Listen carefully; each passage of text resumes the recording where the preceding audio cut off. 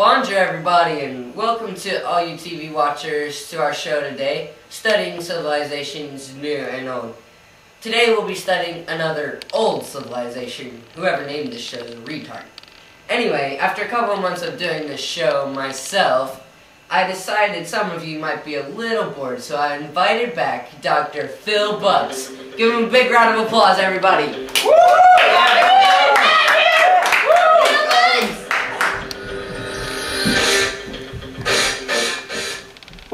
Yeah, alright, Phil.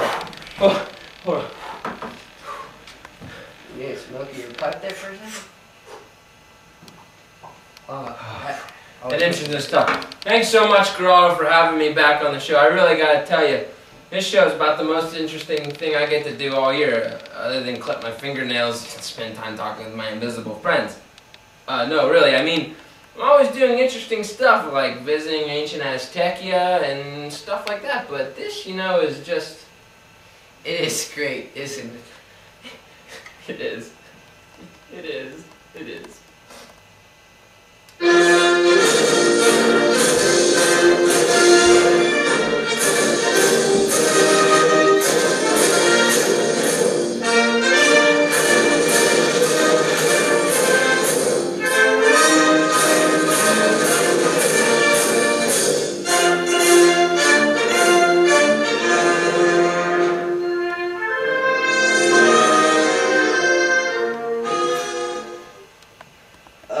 Whoa, who is this? Is he supposed to be here? No, wait, Geraldo. This is a little friend I decided not to tell you about. His name is Napoleon!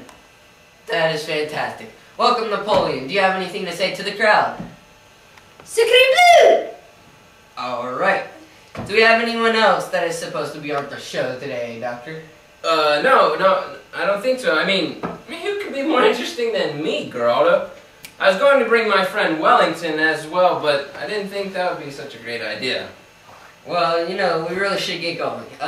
What will we be discussing today? Well, I mean, I already know, but it sounds better if you tell me. You sound smarter then, okay? Of course, but remember, it's Phil. I swear, Geraldo, you think after so many times on the show that you could remember my name. I mean, I've barely known my friend Napoleon here for very long, and I can still get his name right. Alrighty, Phil.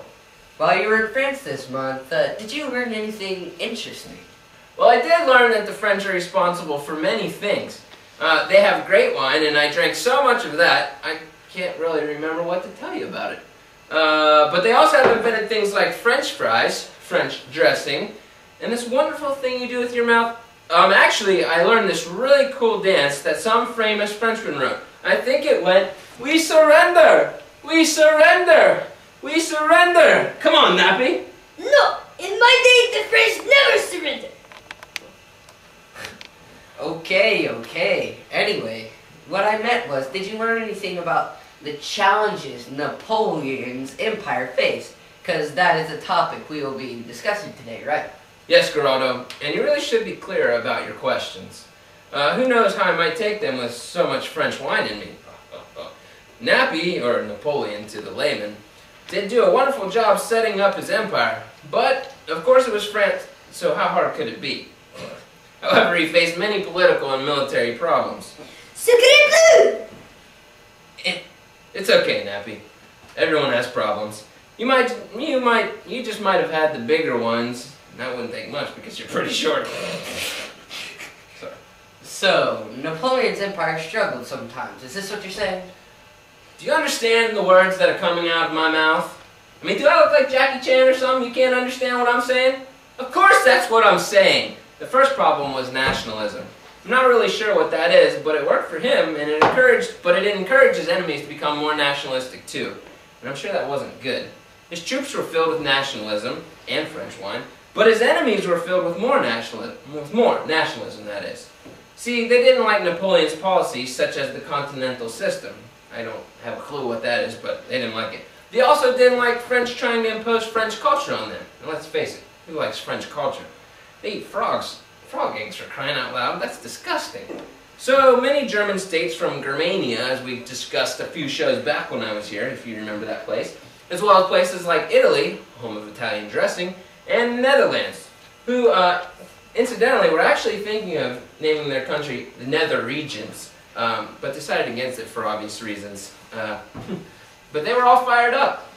So the nationalism they had was bad for Nappy. He only had one empire and an army facing many nationalistic armies. And I must point out the important fact that they were French, and that should explain it all right there. Wow, that's complicated stuff, Phil. Yeah, it sure is. How long were you in France anyway? Actually, that's what I learned within the first few minutes of landing in Paris at Charles de Gaulle Airport, what I'm told is the worst airport in the world.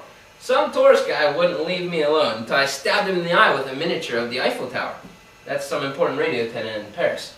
Anyway, first, I asked him who the man on the horse was in the picture I saw in the airport, and that's when he told me all that stuff. Oh, so who was the guy in the picture? Arnold Schwarzenegger.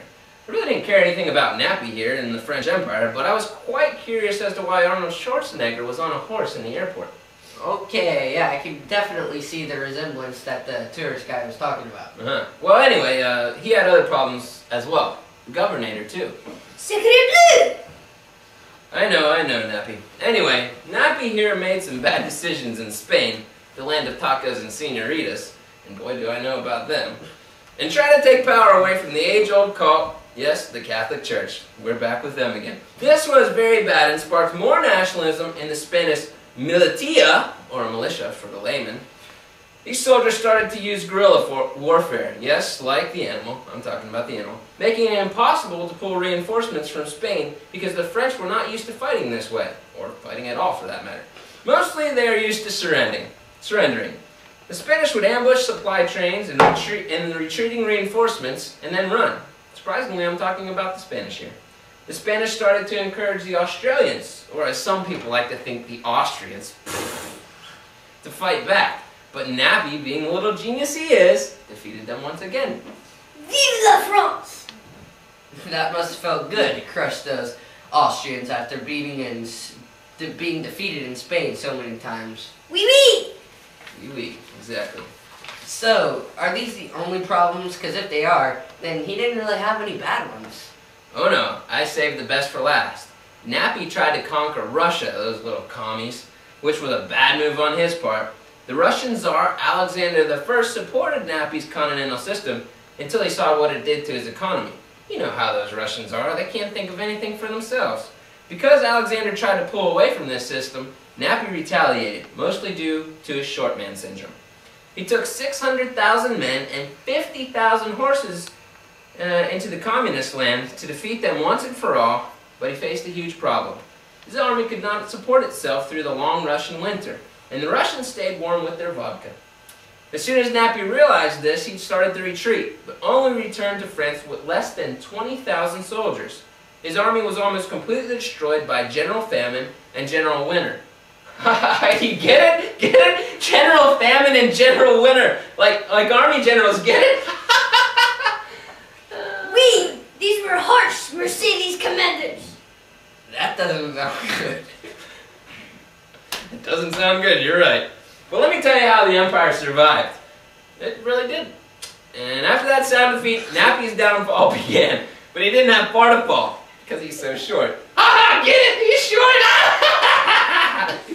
Truly amazing. I know. Well, as I always have to remind you, the show does not go on forever. No, it doesn't, but we wish it would.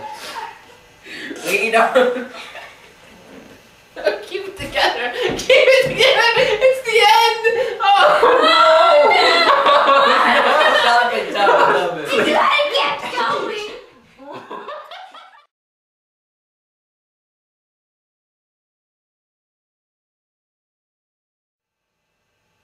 Truly amazing. Well, Yes, it is. as I always have to remind you, this show doesn't go on forever. Wish it did. We don't have time for all the wisdom that you have to share, Dr. Phil. It would sure take a long time, that's for sure. I know. Anyway, I'm not sure if we'll have you on the show anymore. What? Yeah, lack of resources threatens to shut us down. It is very sad. Well, if you want the show to continue, folks, and see Dr. Phil again, send me money. Please send him money.